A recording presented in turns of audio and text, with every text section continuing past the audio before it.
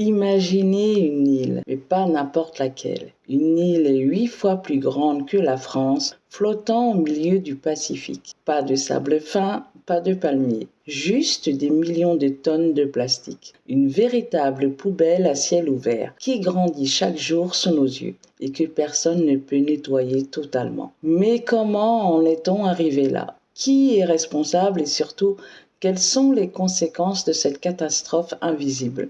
Accrochez-vous parce que ce que vous allez découvrir risque de vous choquer.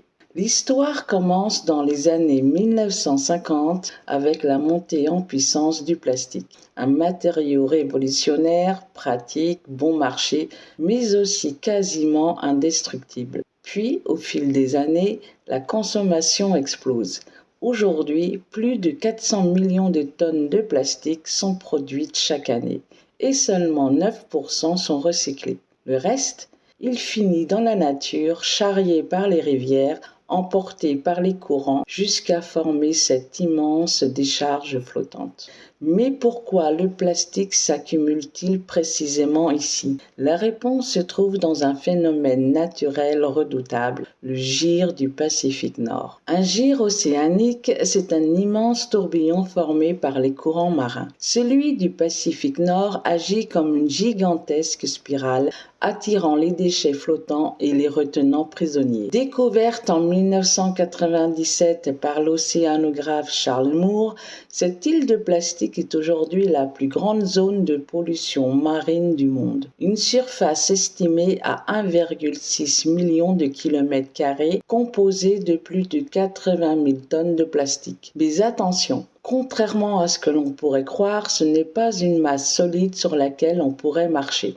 C'est pire, une soupe toxique remplie de microplastiques.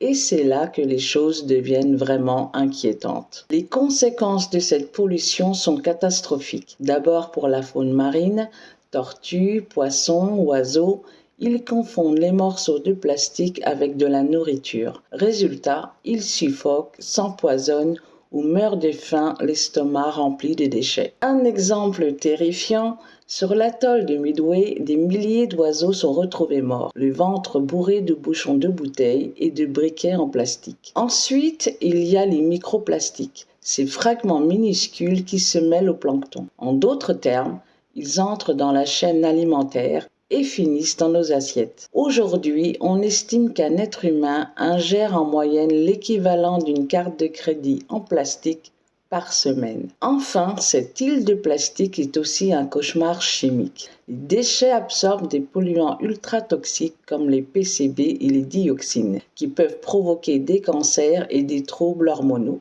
Et le pire, c'est que cette catastrophe continue de s'aggraver. Alors, qui blâmer? Les grandes entreprises qui continuent de produire du plastique à usage unique sans réelle alternative, les gouvernements incapables d'imposer des règles strictes, ou nous, consommateurs qui jetons trop facilement et recyclons trop peu. La vérité, c'est que tout le monde porte une part de responsabilité. Mais certaines entreprises sont particulièrement pointées du doigt. Un rapport récent a montré que les 10 plus grands pollueurs plastiques du monde incluent Coca-Cola, PepsiCo et Nestlé. Et pourtant, malgré les promesses, rien ne change vraiment. Les tentatives pour nettoyer l'île du plastique existent.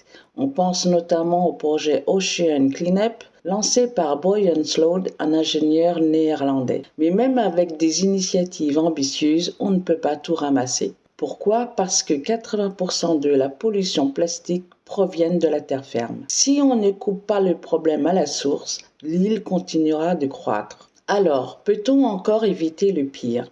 La réponse est oui, mais seulement si des mesures drastiques sont prises immédiatement.